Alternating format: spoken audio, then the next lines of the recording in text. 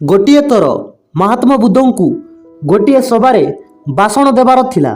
जेबे समय होईगला महात्मा बुद्ध आसिले, किछि न कहि चलीगले। मात्र 150 शर्त थिले।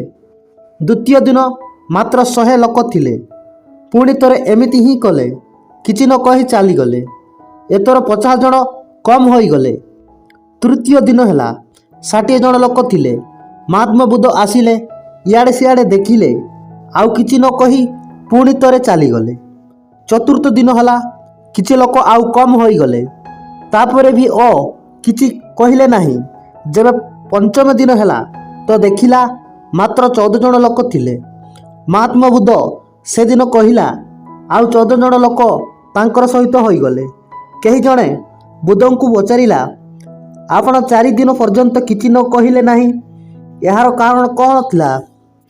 तेबे बुद्ध कहिले, मते भिड़ नाही, काम करिबा लोक दरकार थिला। एटी से ही रही पारिबो जा पाखरे धैर्य अछि।